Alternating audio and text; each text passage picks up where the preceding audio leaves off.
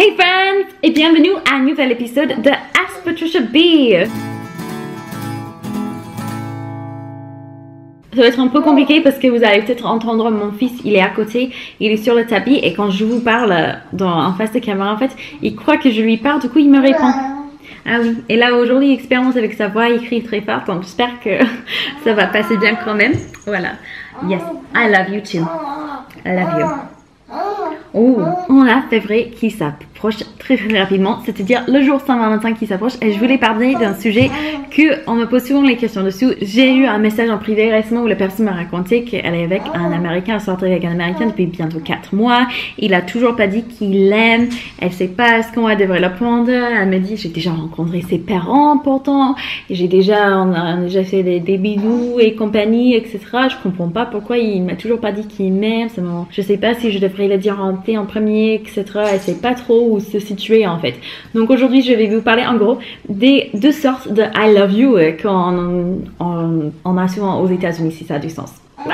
Donc la première catégorie de I love you, on le dit très très souvent. D'ailleurs c'est quelque chose, on a parlé un tout petit peu sur Twitter, un peu sur Snapchat aussi, c'est qu'aux États-Unis on dit I love you hyper facilement avec nos amis, avec la famille, etc. Chaque fois que je raccroche avec ma mère, je dis love you or I love you avant de fermer le téléphone, ouais, voilà, vous comprenez.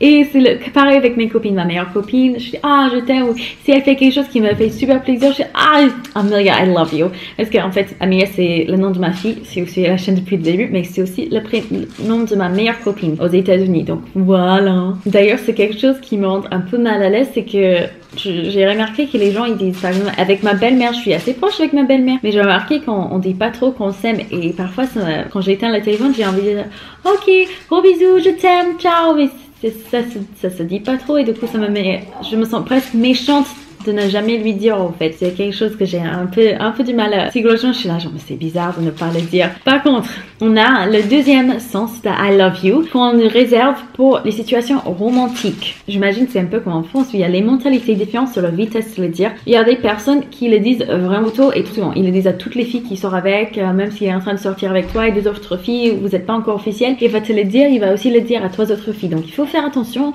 parce que non, c'est les types, soit ils sont un peu tarés, soit ils sont désespéré pour le mariage. Il y a des exceptions rares où c'est vraiment juste le coup de cœur et c'est bon, la personne sait que t'es le bon, etc. Mais c'est quelque chose où il faut faire attention à aller doucement quand vous rencontrez ce genre de personnes. Et il y a aussi une mentalité qui est assez courante où on attend hyper longtemps pour le dire et pour certaines personnes c'est presque comme une demande en mariage tellement ils attendent longtemps, tellement c'est un truc à un moment il se met beaucoup de pression pour ne pas le dire trop tôt, ils veulent que ça soit vraiment sincère. You are making so much noise. Vous savez quoi, on va aller dans une autre pièce parce que là bébé il joue avec ses jouets et c'est trop mignon mais ça fait trop de bruit.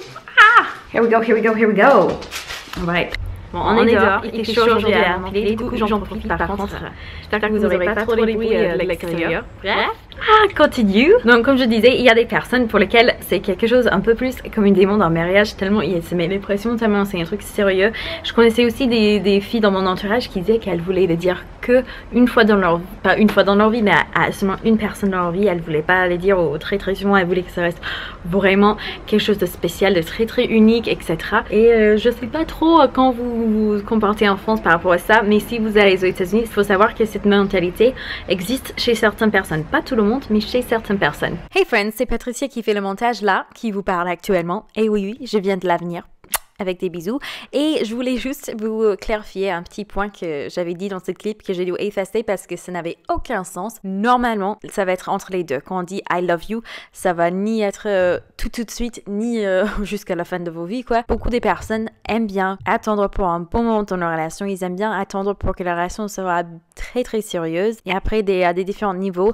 Mais peu importe, si vous aimez vraiment la personne, ça vaut le risque de leur en parler. Et que vous soyez fille ou garçon, vous pouvez le dire. Il n'y a pas de a priori sur ça en fait. Par exemple, moi, mon mari, c'était la première personne à laquelle j'ai dit que je l'aimais. En fait, que je disais je t'aime dans le sens romantique. Après, il y avait toutes mes copines, je leur dis toujours quand je les appelle, I love you. Ou même des amis masculins, des hommes, où il n'y avait pas du tout de connexion romantique. Mais je les adore, ils sont trop cool. Du coup, j'ai dit je t'aime à la fin d'une conversation, etc. Et c'est vraiment, c'est différent. Je sais pas d'où vous venez, parce qu'il y a des personnes qui me suivent de partout dans le monde actuellement, ce qui est trop cool.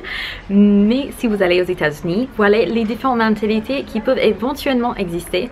Encore, il y a 1000 exceptions, comme en France, comme en Belgique, comme en Suisse, où il y a des personnes qui le disent hyper tôt, qui sont hyper à l'aise à le dire, et des personnes qui vont attendre presque à la mort pour te le dire, quoi. C'est... Ils vont être difficiles de leur faire sortir, de leur faire parler de leurs émotions. Et avec ça, je vais m'arrêter là, parce que sinon je vais me répéter pour rien dire. Je vous aime très fort et j'ai trop hâte de vous voir dans une prochaine vidéo. Ciao!